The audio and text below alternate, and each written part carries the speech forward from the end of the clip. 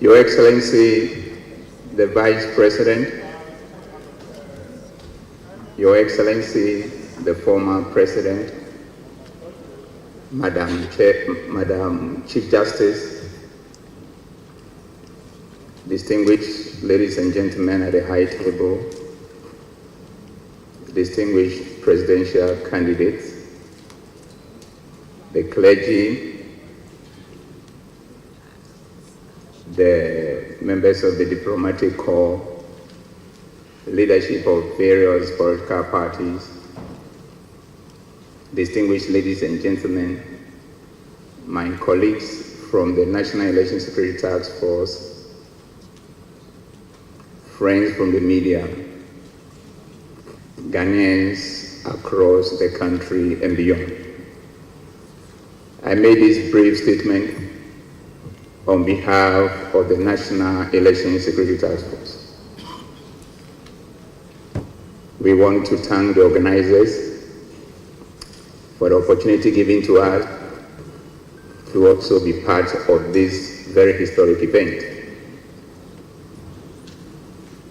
And we will start by commending the political parties in general and the presidential candidate in particular, and by extension their followers and the generality of Ghanaians for how we have conducted ourselves since this election process began, making it to be less tense, minimal, next to zero violence, and therefore so far where we've gotten to, making it one of the most peaceful election processes in our history as a country.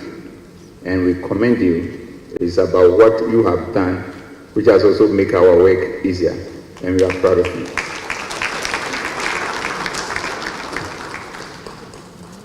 But the important point is the fact that the job is not done. It is still a work in progress. And in our traditional circles, when there is food to be cooked, you cannot half cook it and start eating it. So we have eaten it in advance in terms of appreciating how far we have conducted ourselves as Ghanaians. Let us make sure that the cooking is complete, and when we are eating it, we'll eat comfortably to the glory of God and also for the benefit of the generation that will come after us. So let us finish hard by doubling our efforts, and let us continue to walk the talk so that at the end of the day, our actions will speak louder than our words. Also, we want to, on behalf of my colleagues at the National Election Security Task Force, to give you this pledge. We are committed to ensure that we take our constitutional mandate of ensuring that there is peace, security, law, and order for the rest of the period of the election, the post-election period, and beyond. So that our beloved country, which is the only one that we can come in and out without a visa, will continue to be at peace with itself, because there is no place like home. And with this commitment, we want to let you know that we will not be, and I want to emphasize, we will not be the source or allow ourselves to be the source of any disturbances that will corrupt the peace that we cherish so much. And we also urge all the stakeholders to also play their part, so that they are also not the source or allow themselves to be the source of anything that disturbs the peace of this country. Because the country, we are holding it in trust for the next generation. As our forebears held it in trust, and their departure, they left it in our hands to keep it in safe, in peace, for it to be handed over to the next generation. We cannot, Your Excellencies, we cannot disappoint, and we cannot disappoint them. With that said, we want to tell you that this pledge that we've made It is not mere words. It has been very intentional and purposeful. Why do we say so? When we assumed office as a team, we decided to find out what has been the issue that all the time whenever election is conducted, there are violence, there are tensions to a level that keeps all of us on counterparts. So we decided to do a baseline analysis. And upon that analysis, realized that there are a lot of lessons to be learned.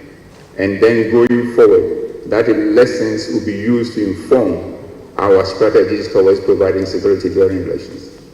The first lesson that we learned was that we have failed to mainstream election security. And therefore, election security is always seen, Your Excellencies, as an event inside of a process. And by that action alone, how can you get up in the next day and do something and go to sleep and then come back again wanting to do it? We are always starting afresh as if we have not done it before. So we decided to mainstream election security with the establishment of a permanent department for purposes of managing elections in this country. And by this, I mean all elections, even including school and church elections. So that at the end of the day, election security becomes part of policing and part of security in this country. And this is what we have been able to achieve. In addition to that, realize that there was no blueprint for looking at election security holistically and strategically beyond one election. So we decided also to develop a blueprint that will take care of elections for the next 30 years to come. So as we speak, we have a blueprint in place that will deal with our elections for the next 30 years to come and beyond. And by that action alone, we are demonstrating to the whole Ghanaians and the generality of Africa and the world that we, from the security point of view, have decided by our action, by that document, looking forward for elections in the next 30 years, mainstreaming our democratic dispensation so that there is no turning back in this democratic journey. With that done, let me briefly let you know the things we put in place with all this strategic focus into the elections. First, if you want to see the results that are coming out from this baseline analysis, from this mainstreaming of election security, and from this holistic blueprint towards election in the next 30 years, these are the records. On our watch, we have had 3 major by-elections. And we did not pass the verdict, you did. And said that those by-elections, in terms of its peace, security, and orderliness, it was first of its kind in the history of our democratic dispensation. That is the result of making sure that you re-examine your strategies and change course, because you cannot continue to do the same thing over and over and over again and expect different results. Again, Your Excellencies, with the same implementation of the blueprint, you've seen that you virtually gave all your internal elections to us. And all the political parties, with no exception, comes to us and say that it is in your hands, police and the other security agencies. We don't even want any of our internal security people to play any role. And the assurance that even we got will give us a lot of comfort. And also a registration of confidence in us is that if anybody comes around and mess up, deal with him or her in accordance with law. And that we delivered. So we've walked the talk with all the by-elections, we walked the talk with all your internal elections, and you yourself at various fora give us the pass mark. We appreciate that, but we will not allow that also to eat the better part of us, because we know that it is a job that we need to continue doing in service of the good people of this country. Now coming to the election, the general elections, we have also been walking the talk at every stage of the election process, from EC registration, transfer of vote, exhibition of the register, and all that up to the movement of logistics. We've played the part that we're supposed to play in a manner that has also made us comfortable in terms of looking forward what is ahead. The few other issues that are left is the next 1 week, the rest of your campaign. It is our prayer that you continue to conduct ourselves in the way you have been doing, and we will also continue to provide the security that you need in ensuring that you go about telling people what you want to do when you have the opportunity to lead. In terms of the D-Day, as it was said, the blueprint, the D-Day, out of the blueprint, the D-Day planning that we've done, it spanned 5,400 and over pages. It's very detailed deployment strategy at the polling stations, at the collation centers, rapid response, and post-election activities in terms of the security arrangement for the investiture of the next government. So our assurance is clear. We are ready. We are very committed, but we need your help. We need your help, both in the form of prayer and also in the form of playing your role as an individual, as a political party, and as all the stakeholders involved in this process. So at the end of the day, everybody will be satisfied with the outcome of the elections and everybody will accept the process. But we want to also assure you that the elections are having 12 candidates at the presidential level. Only one will win. The rest will have to try another time. 801 parliamentary candidates vying for a position of 276. Only 276 will win. That will not be the end of the world. In effect, those who will win and those who will lose at a point in our life will come nowhere near those positions again and will fade away. But Ghana will continue to be Ghana for the sake of the rest of our lives and then the children that we so love. So we should remember this.